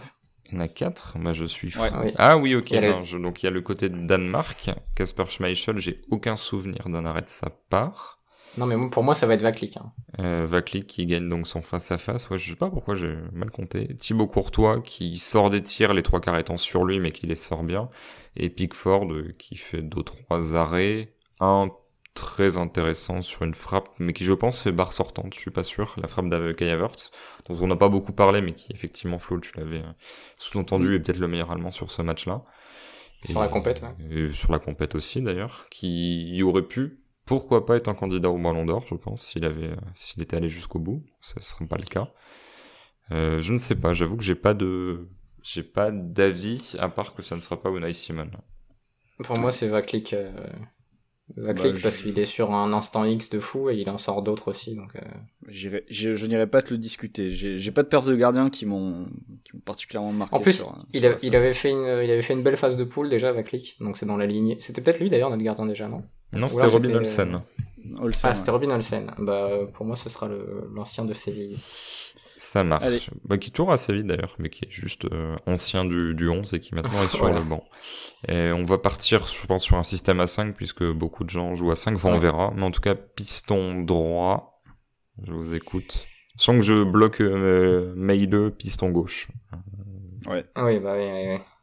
Ça c'est fait. Piston droit. Alors, qui a joué déjà dans cet Euro? Qui a joué dans cet Euro de football? Alors, il y a du Karavayev. Ouais, il y a du. Bon, il jouait latéral, mais il y a du Aspi qui marque face à la Croatie. Il y a Tsoufal qui peut jouer là. Côté italien, il y avait qui côté italien? Il y avait personne. Piston droit, non. Oui, non, c'est pas. C'est Berardi qui joue lié, quoi. Mbabou fait une belle entrée quand même. Ouais, mais c'est une entrée, c'est pas. Ouais, et puis ses 5-10 premières minutes sans ballon, il prend l'enfer. Et puis de toute façon, côté suisse, ça sera le piston gauche qui sera là. C'est Zuber, je pense, qui sera dans. Ouais, mais du coup, il y a Meile, donc c'est embêtant. Ah oui, c'est vrai. Après, tu peux arnaquer et mettre Meile en disant il fait un quart d'heure à droite et il marque un but et il fait une passe derrière droite. Mais est-ce que c'est pas ce qu'on va faire, Christophe? Bah, je pense, oui. Parce que j'en vois. Alors Spinazzola a encore été très bon, donc ça veut dire qu'il faudra se passer d'un des trois. Un de Spina, un de Zuber et un de Meile. Spinazzola et son dribble Robert Pires. Oui. Non, mais on peut mettre Meile à droite. Dumfries a perdu, mais ça a été le meilleur néerlandais d'assez loin sur le match. Ouais, mais non, ça reste derrière à mon sens. Par contre, moi, j'anticipe dans l'axe Maguire.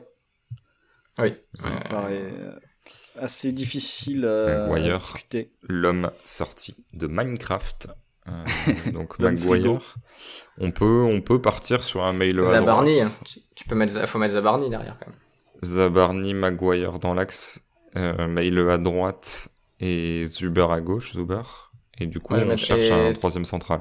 Bah pour moi ce serait Christensen pour l'ensemble de son œuvre. Oui. Après il pourrait y avoir ça ferait peut-être beaucoup de Danois, parce que moi au milieu je serais assez chaud pour mettre Højbjerg. On peut mettre beaucoup de Danois, c'est la meilleure équipe de ce tournoi, donc moi ça me dérange pas. C'est vrai. Mais Christensen, Zabarni et Maguire c'est pas mal. Oui, pas mal, en plus, c'est bien que du coup le meilleur 11 soit pas mal, vu que c'est censé être les meilleurs joueurs. C'est vrai. Donc du coup, je trouve ça assez intéressant. Par contre, sur nos latéraux, je suis un peu embêté parce qu'en même temps, Aspi est pas vraiment un piston droit depuis quelques années. En même temps, sa performance avec l'Espagne est celle d'un piston droit. Donc ça peut se défendre sur le match quand même. Non, mais Meile à droite et Zuber à gauche. C'est très bien comme ça. Ok, ça marche. Encore plus si tu affrontes une équipe coachée par Didier Deschamps. Du coup, un deuxième milieu, si on prend un double pivot avec Højbjerg. Mais vous êtes sûr que vous voulez Højbjerg? Parce qu'il y a beaucoup de milieux qui ont été bons quand même. Il y a beaucoup de milieux, ouais. Pas du tout dans mon 11. Il y a Pogba, il y a Pedri, il y a Oles, il y a du monde. On y réfléchissant. C'est vrai qu'Oles, c'est pas mal. Ouais, il y a Oles, il y a Xhaka aussi, juste pour la forme. Il y a Xhaka, Oles, Pedri, ça me paraît certain. Oui. Ça me paraît évident qu'il doit y être. J'espère que Flo, tu prends des notes, parce que je prends aucune note sur ce 11. Oui, je suis tout à fait dessus. Côté italien, est-ce que vous avez des milieux qui étaient sur ce match, pas forcément. Non, c'est ça. Non. On a oublié Vermeulen côté belge en défense. Mais à la place de qui j'ai pas envie de mettre Vermeulen. Voilà. Olech, ça me paraît évident. Oui. Ouais. Je pense que Olech et Pedri, t'en as 2. Ouais. Et qu'il te faut un 3e et que ça peut être Højbjerg, ça peut être... Après, sinon, on Des met que Anglais. Pedri et Olech, t'es pas obligé, tu peux mettre 3 offensifs après. Bah écoute, on part comme ça et on voit qui on aurait comme attaquant. C'est ça. Alors, comme attaquant, je pense que Sterling est à sa place, largement. En termes Dolberg met un d'attaquant. doublé. Je pense que c'est peut-être le seul doublé. Non, il y en a Seferovic aussi qui met un doublé. Et c'est vrai ça. Bah sur l'Espagne, il n'y a même pas un doublé sur l'Espagne qui marque déjà dans ce match. Non, il n'y a pas de doublé sur l'Espagne. Non, c'est le premier match, je crois, de l'histoire de l'Euro où il y a 8 buteurs différents, si je dis pas de bêtises. Mais l'Italie qui marque du côté italien. Chiesa et Pessina, ouais, deux Chiesa et remplaçants en Pessina. fait. On les fait entrer en jeu au pire. C'est ça. C'est vrai qu'il y avait Torgan Hazard aussi en piston gauche Ouais, pour non. la Belgique. Il y a Schick qui a été buteur, mais qui sur le match est pas non plus. Enfin, Bah, il est éliminé, mais Forsberg. ouais, mais à ce moment-là, on aurait pu mettre Pogba au milieu, tu vois. C'est vrai. Mais, Faisons une équipe de vainqueurs, parce que sinon ça va être, ça va être compliqué à organiser. donc Sterling. Donc là, pour l'instant, Ouais. j'ai Vaklik, Mele, Maguire, Zabarni, Christensen, Zuber, Pedri, Olech, Sterling. Et du coup, il nous manque 2 joueurs. 2 attaquants. Moi, j'avoue que je préfère le match de Seferovic à celui de Dolberg, si on parle des doubles buteurs. Et si on ne prend pas Après, un si double on- buteur, faut quelqu'un qui ait minimum marqué un but, ou alors qui ait fait un match incroyable. Après, si on n'est pas convaincu par les attaquants, on peut mettre un 3e milieu, et à ce moment-là, Flo, tu peux mettre Højbjerg, si t'as vraiment été fan de son match. Ouais, mais là, ça ferait trop, je pense. T'as Olech déjà. T'as 300 trop. C'est pas simple. Ah, c'est la seule fois où je dis du bien de Non. Seferovic en 40 ans Bah, de carrière. Et Bah, pourtant, personne... mettons Dolberg, Sterling, et il nous en faut en gros un 3e, ça peut être Seferovic. Hein, Après, Dolberg, peut-être, Seferovic, ça fonctionne pas, quoi. Ouais, non. Bah, mettons Schick alors. Ça fonctionne Ça pas non fonctionne plus. pas non plus. Faut un autre ailier, faut un ailier droit, là. Ben, mettons Avec Sarabia. Est-ce que tu peux... Ouais, Sarabia. Ou j'allais dire, est-ce que tu peux mettre Chiesa pour sa rentrée? C'est short quand même. Si, Moi, alors à je ce le moment-là, vois. oui. Mais sinon, il y a Ferran Torres. Ferran Torres ou Sarabia, comme vous voulez. Mais Sarabia, à Bah, partir du moment où il est Sarabia, en du faux coup. pied, il est beaucoup mieux. Donc, Sarabia. Donc Sterling, Sarabia et le 3e, c'est Dolberg ou Seferovic? Dolberg. Moi, je dirais ouais. Seferovic. Raphaël dit Dolberg, c'est à toi de trancher. Bah, moi, je dis Seferovic, ouais. Très bien. Bah, je peux vous Et- donner les pics. Vas-y, Flo, pardon. Est-ce que tu veux faire, Raphaël, vu que tu voulais mettre Pogba, est-ce que tu veux faire l'équipe type des perdants tant qu'on y est? Allons-y. On va au bout de la nuit, on fait l'équipe type des perdants. Ça C'est peut être parti, pas mal. c'est parti. Type On des est perdants. lancé. Je vous rappelle les perdants dans l'ordre, messieurs. Je prends le contrôle sur cette émission. Quel Pays de Galles. enfer. Est-ce qu'il y a un joueur du Pays de Galles que vous voulez? Non. Non. Très bien. Non. Est-ce qu'il y a un joueur autrichien que vous voulez?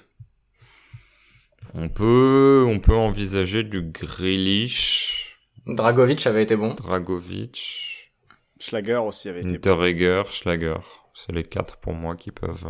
Bon, bah note ça, Flo, comme ça on verra après. Est-ce que vous avez des perdants non des néerlandais? Pour moi, il y a que Dumfries. Non, mais déjà, on a le milieu, on a Pogba Modric, et il faut un 3e milieu. c'est pas mal. T'as Pogba Modric, c'est sûr. Et... Bah peut-être un des Autrichiens. Moi, je mettrais T'as Renato. Schlager. C'est Renato le 3e milieu. Ah ouais. Bon, on va mettre 4 milieux alors. On va mettre 4 milieux. On va faire en losange, hein, écoute. On va faire en losange vu comme c'est Ah parti. mais Renato, t'es obligé. Pogba, Modric, Renato, Forsberg aussi, Ouais. forcément. Ouais. Donc Du ça coup, nous tu mets fait- qui à droite, là? Je sais pas, on verra après. Parce que là, on a 3 actions, Euh, un mec à gauche. On a 4 actions même. On a 4 Et actions. T'as Ouais. Havertz. On triche, on met Renato à droite. T'as Havertz. T'as Havertz. Voilà, pour les offensifs. On aura une équipe en 0-10-0. On a dit... Ouais, non, là, il y a trop de milieux, donc on pourra pas en rajouter un de plus. je Côté, vous propose, côté autrichien, vous avez bien aimé... Ouais, Dragovic ou Hinteregger, c'est ça, derrière? Bah t'avais kiffé Dragovic sur ses Moi, passes. je préfère un peu Hinteregger, mais toi, tu préférais Dragovic, donc... Je suis pas regardant. Devant, je vous propose Bernardo. C'est de l'humour? C'est une Oui, vanne. C'est une vanne. C'est la fatigue. Ouais. Par contre, ouais, devant, je ne sais pas. Je ne sais pas. Si, Bah, si, Benzema. si, Orsic. Orsic, ouais, j'allais dire Orsic. Orsic, Vlasic, Et- tu mets au moins l'un des deux. Benzema aussi a été bon. Benzema, ouais. Le truc, c'est que là, tu pourras difficilement en mettre plus. Là, on est plus sur derrière, en fait. Là, pour l'instant, j'ai Pogba, Modric, Renato, Forsberg, Havertz, Benzema. Et du coup, il nous manque que des défenseurs et des gardiens. Derrière. Un gardien. Un gardien. C'est compliqué. Hein. C'est compliqué un gardien qui perd, du coup. Parce qu'un gardien qui perd, il faut qu'il ait fait un bon match quand même. Rui Patricio a pas un arrêt à faire vu que c'est le seul tir cadré belge. Du côté de Stekelenburg, je pense pas qu'il y ait beaucoup d'autres tirs cadrés. Bachmann, je ne le supporte pas, donc j'ai pas envie de mettre Bachmann. Ward en prend 4. Neuer, je l'ai pas trouvé très bon. Livakovic en prend 5. Livakovic en prend 5. Olsen fait tout. Tu le vois un tout petit peu, Olsen, mais voilà. Et c'est Lloris qui sort un tir au but. J'allais dire, Olsen n'a pas été dégueu, mais celle de Zinchenko, elle est un peu puissante. Mais... Franchement, je pense qu'on va partir sur du Lloris qui sort le tir au but, quoi. C'est ça, je pense. Oui, parce que si tu gagnes, en fait, si les autres déconnent pas, Oui, il est là. Et du coup, il nous manque quelques défenseurs, si vous avez ajouté. Dumfries, Raphaël, tu parlais de Dumfries. Ouais, mais c'est piston, du coup. Ouais, c'est pas grave. De toute façon, ils ont perdu, donc ils sont mal organisés. C'est la meilleure phrase de l'histoire de Villebon. Pep, côté portugais. Ouais, puis ça met un peu de bagarre. Vous voulez mon running gag ou pas? Vas-y, essaye. Lindelof. Non. J'ai connu meilleur running gag. Hein, Danielson. Du coup, il ne manque qu'un latéral gauche, qui ne sera pas Guardiol, déjà. Et qui ne sera pas Rabiot non plus. Qui sera pas Rabiot non plus. Ça peut être du Gossen si tu peux se dire il a pas eu le bon contexte, mais super. Là sur les latérales gauche, ou Raph Guerreiro. T'as Augustinson, Raphaël Guerreiro. Ouais, sinon la dernière option que je vous propose c'est David Alaba, donc ça va pas marcher. Non, Guerreiro. Hein. Écoute. Du coup, si je vous la fais, alors le pire c'est que là, donc je vais vous reciter les deux équipes. Vous allez voir que l'équipe des perdants est quand même bien plus forte, même si l'organisation laisse à désirer. Donc Lloris, Dumfries, Pep, Interregger, Raphaël Guerreiro. Au milieu de terrain, vous organisez ça comme vous voulez. Il y a Pogba, Modric, Renato, Forsberg, Havertz. Et devant, personnellement, j'ai mis Benzema. Voilà. Ah, mais tu fais un 3-4-2 ? Non ? Oui, je sais pas qui est ton 3 en fait. Mais c'est pas. Pas du tout. Un 4-3-2-1, je voulais dire. 4-2-3. 4-2-3. Oui, moi, sinon, j'avais les Pogba, Modric et Renato à 3, et puis t'avais Havertz et Forsberg devant eux, et Benzema en 9. Ouais, 4-2-2-1-1. Et de l'autre côté, donc, on a Vaklik, Mele, Maguire, Zabarni, Christensen, Zuber, Pedri, Olech au milieu, et Sterling, Seferovic, Sarabia devant. Voilà. Oui, l'équipe des perdants est tellement meilleure, c'est terrible. Je vous donne l'équipe de la Mokol, qui est à l'origine de cette idée. Il a mis Pickford dans les buts, défense à 3, Maguire, Vermeulen, Zabarni. Donc on n'est pas très loin. Ouais. Au milieu de terrain, il a mis Olech et Højbjerg, Flo. Derrière Pedri en 10. Mele à gauche, Aspi à droite et Schick Dolberg devant. Donc il s'est pas posé la 3, question 4 de... Ouais, l'association du duo. Elton, il met 2 attaquants qui marquent et hop, c'est parti. Didier Deschamps approuve ce système. Il va être content d'entendre ça, Elton, s'il nous écoute. J'imagine qu'il y a autre chose à faire, il est fatigué. Florent, est-ce que oui. C'est terrible parce que là je vois que tu es en train de boire au moment où je te donne la parole. Est-ce que tu as un mot de la fin sur ces 8e de finale? Là, on arrive vraiment dans le sprint final. Il y aura quasiment plus que il y aura plus que des gros matchs et quasiment plus que des grosses équipes. Est-ce que les 8e étaient à la hauteur de ce que t'imaginais, et est-ce que on n'est pas sur un truc, j'ai l'impression, alors c'est vraiment une impression, j'ai pas réfléchi au truc, mais j'ai rarement vu autant de discontinuité, je sais pas si le mot existe, entre les phases de poule et les 8e de finale. C'est-à-dire que la seule équipe qui a assumé un statut, mais encore c'est un statut qui n'a rien à voir avec son classement, c'est le Danemark. Ouais. Et finalement, t'as quasiment que des surprises avec des surprises ou des potentielles surprises, dont l'Italie qui passe tout juste face à l'Autriche, mais il y a vraiment pas le côté une équipe maîtrise son sujet de A à Z, alors qu'on n'est pas à Z, là on est à M, quoi, on est à mi-chemin. Ouais, alors est-ce que l'approche de l'Angleterre t'empêche de dire ça d'eux sur le match contre l'Allemagne, c'est ma seule incertitude, seule question. En fait. Ouais, voilà, c'est ça. C'est peut-être la seule équipe en fait qui est dans la continuité, comme le Danemark, mais dans un registre beaucoup moins spectaculaire et beaucoup moins intéressant à regarder. Donc c'est peut-être pour ça que ça joue, mais c'est vrai que les Anglais, eux, sont dans la continuité. C'est vrai que pour l'Italie, ça se corse, et le match face à la Belgique peut être fatal. Je pense sur leur manière de jouer, c'est-à-dire ils ont montré quand même pas mal de failles et de limites par rapport à ce qu'ils avaient montré au premier tour, mais ils avaient aussi été aidés par une poule particulièrement catastrophique, même si finalement la Suisse aussi est passée face à l'équipe de France. Mais c'est vrai que sur les équipes qui sont sorties avec des certitudes au premier tour, bon déjà il n'y en avait pas beaucoup, mais t'as que le Danemark et l'Angleterre où tu te dis bon bah ils passent comme ils sont sortis de leur phase de poule en fait. Voilà. Les autres, il y a des montées en puissance quand même. L'Espagne ne doit qu'à sa défense catastrophique, mais bon, ça risque de peser aussi en quart de finale. Ne doit qu'à sa défense catastrophique le fait d'être poussé en prolongation, parce que son match, ça peut faire 3-0 au bout de 20 minutes et c'est plié. La Suisse est un petit peu miraculée, on verra ce que ça va donner. T'as la Suisse et l'Ukraine qui sont un petit peu les deux invités surprises, mais sinon globalement comme tu le dis, il y a des petites équipes qui montent, mais sinon les deux qui sont vraiment dans la continuité de ce qu'elles ont montré, c'est l'Angleterre et le Danemark, avec la République tchèque et l'Espagne en valeur montante, quoi, je pense. Est-ce que tu es d'accord avec ça, Raphaël? Je te laisse le mot de la fin pour cette partie éditoriale du podcast. Oui, je suis d'accord. C'est beau, on passe au pari avec notre partenaire PMU.fr. PMU vous présente la séquence prono. Les paris, je ne sais plus ce que vous avez fait. J'ai à chaque fois peur de vous demander parce que si vous avez raté, j'imagine que vous allez m'en vouloir de vous poser la question. Mais Raphaël, quels étaient tes paris et quel a été le bilan de cette journée? Je vois à ton soupir que la joie n'est pas de mise. Non, 0 sur 2, j'avais mis Suède sans encaisser, donc pas du tout, et j'avais mis sur Angleterre-Allemagne, j'avais mis l'Allemagne, donc vraiment à côté de la plaque. Florent?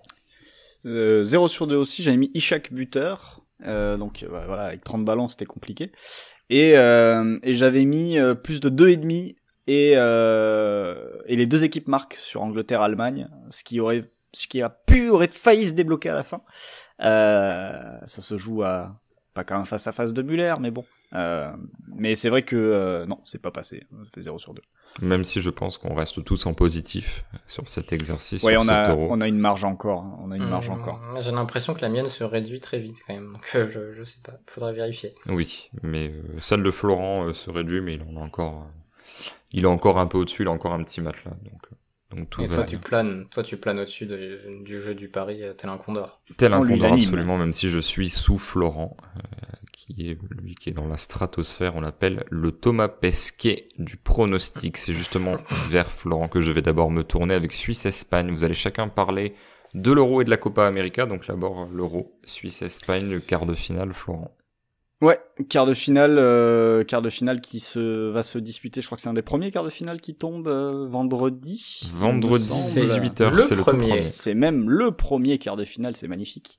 Oui, donc Suisse-Espagne avec une Espagne qui depuis 2 matchs maintenant réussit à trouver son rythme en possession du ballon, à trouver ses circuits, à trouver un milieu de terrain fonctionnel et à trouver des attaquants qui sont capables d'être décisifs désormais, même si Morata rate toujours des trucs.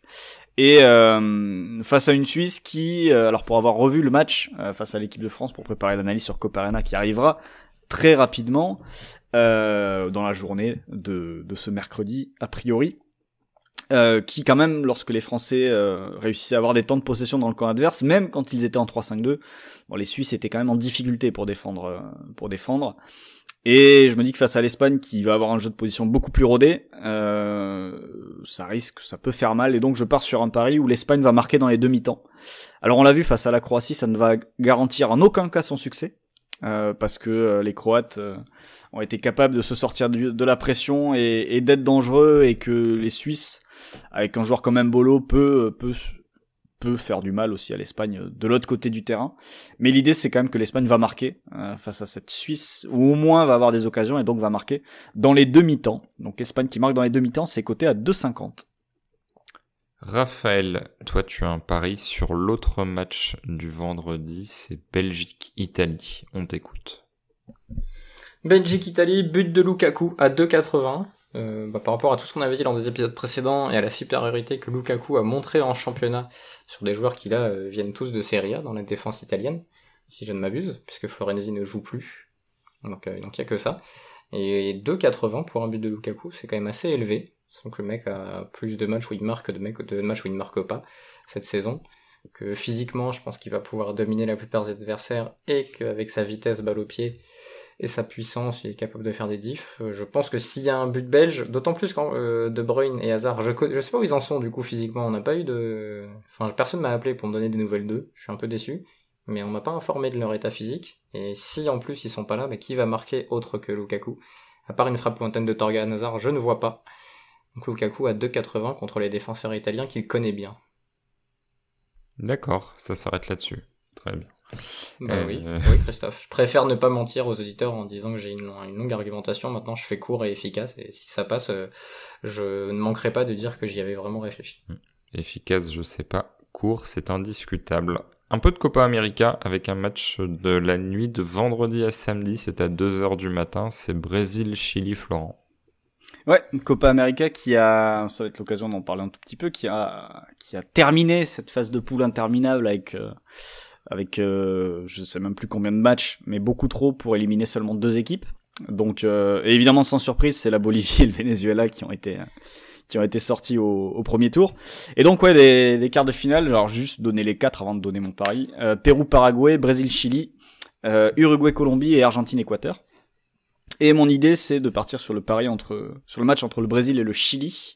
Brésil qui a démarré très fort la Copa América en mettant 2 gros scores, je crois que c'est au Pérou et au Venezuela, il me semble.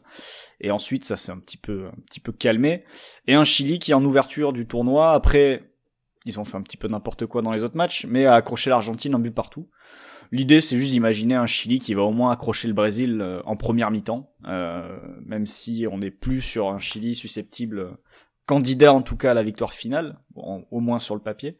Donc l'idée, voilà, c'est un petit match nul à la mi-temps entre le Brésil et le Chili, et c'est coté à 2,10. Raphaël, c'est à toi, en tant que sosie officiel de Vianney, que revient l'honneur de clôturer ce podcast avec un dernier pari. Pérou-Paraguay, c'est dans la nuit, là aussi de vendredi à samedi, c'est à 23h. Sur quoi tu nous emmènes? Déjà, est-ce que vous vous rappelez du France-Pérou de 2018? Oui. De combien de joueurs vous rappelez-vous? Du côté péruvien ou Oui, du côté péruvien, oui. Le problème, c'est que les lettres m'échappent. Il y avait Advincula, je sais pas Advincula, quoi, le latéral. Ouais, le latéral musclé. Oui, absolument. Il y avait encore Farfan ou pas? Il y avait encore Farfan? Je vais vous dire ça, parce que j'ai posé la question sans avoir les compos devant les yeux. Oui, c'est bon, c'est parti. Il y avait Advincula qui était latéral droit. Il y avait aussi un ailier droit qui était pas mauvais. Magnifique, il me donne une transition parfaite. C'était André Carrillo, Flo. Ah oui, c'est ça. Et c'est mon pari. C'est but d'André Carrillo à 5 et quelques, Christophe? Je ne sais plus. Toujours cette préparation folle à 5,20. Voilà, 5-20, je l'avais en plus, mais il y avait un doute. 5-20. André Carrillo, pourquoi André Carrillo? Déjà parce que on l'avait trouvé très bon en 2018, il avait fait beaucoup de mal dans ce match où l'équipe de France était pas passé loin de se faire surprendre. On rappelle aussi que l'équipe de France n'a jamais marché sur les adversaires inférieurs. Au contraire, ils ont souvent galéré, en compétition en tout cas, par un match amical. Et il a déjà marqué 2 fois lors de cette Copa América. Lors du match contre le Venezuela, c'est lui qui marque le seul but. Et lors du match contre l'Équateur, c'est lui qui égalise. André Carrillo, ailier très percutant avec des jambes de feu, qui là va affronter le Paraguay. Donc vu que la cote est assez élevée et que c'est pour l'instant le meilleur buteur péruvien, je parie sur une forme qui continue. Et pour vous donner quelques autres joueurs de l'équipe du Pérou 2018, il y avait notamment Il y avait Trauco ou pas? Oui, c'est ce que j'allais dire, il y avait le Stéphanois Miguel Trauco. Il y avait Paulo Guerrero, qui était revenu de sa suspension. Ah oui, c'est vrai, ouais. Et il y avait Aquino au milieu de terrain, parmi les joueurs qu'on connaît. Et après, il y avait d'autres mecs qui étaient un peu moins connus, des Cueva, des Flores, des Yotun. Sur le banc, il y avait Jefferson Farfan qui était rentré en cours de jeu, Flo, pour répondre à ta question. Et voilà à peu près les joueurs qui étaient connus. Il y en a d'autres qu'on connaît vite fait, mais sans plus. Mais du coup, je pensais voir un joueur que j'aimais bien, mais je crois que je me trompe de sélection et qu'en fait c'est un équatorien, c'est Ayovi. Il est équatorien, je crois, je sais plus. Oui. Je sais pas si vous vous rappelez de ce latéral. En tout cas, qui il était, n'est pas péruvien. latéral qui était un peu la plaque tournante de son équipe, Walter Ayovi, oui, qui était équatorien, qui avait fait je sais plus quel bon match contre l'équipe de France il y a quelques années de ça. Donc voilà, mais André Carrillo, je sais pas où il en est de sa carrière en fait, parce que c'est le genre de mec où tu te dis après une Coupe du Monde comme ça, il va apparaître dans un club qu'on connaît, et ça n'est pas du tout arrivé. Et bien selon son Wikipédia, il est à Al Hilal. Ah, écoute, et depuis quand y est-il ? Je vais regarder ça. Il y est depuis 2018, donc il y a eu cet effet Coupe du Monde, on peut pas lui en vouloir d'être allé chercher un super salaire après une Coupe du Monde réussie. Oui, absolument. C'est difficile de rebondir après une analyse de la carrière post-Coupe du Monde de Carrillo. Donc du coup, on va pas du tout rebondir. On va s'écraser au sol et arrêter ce podcast, cet épisode 19. Là-dessus, merci messieurs. Pause de 2 jours. Bien méritée, je pense, pour nous. Oui. On va pouvoir dormir un petit peu. Florent va écrire son analyse. Je vais écrire mon banquet tactique pour Coparena. Donc ça sera une pause relative. Il va se faire vacciner aussi. Absolument. Raphaël va peut-être écrire également. Oui, je vais me faire vacciner aussi. Absolument. Et puis, je vais peut-être le faire aussi, si je trouve le temps. Je me sens mis sous pression. S'il y avait des créneaux à Villeneuve d'Ascq, ça serait tout aussi bien. On se retrouve dans 2 jours, maintenant, dans la nuit de vendredi à samedi, pour débriefer les 2 premiers quarts de finale de 7 €. Merci de nous avoir écoutés. À bientôt. Salut. Ciao. Cordialement. Vous avez tout compris grâce à ce podcast. C'est le moment de parier sur PMU.fr. PMU, que les meilleurs gagnent.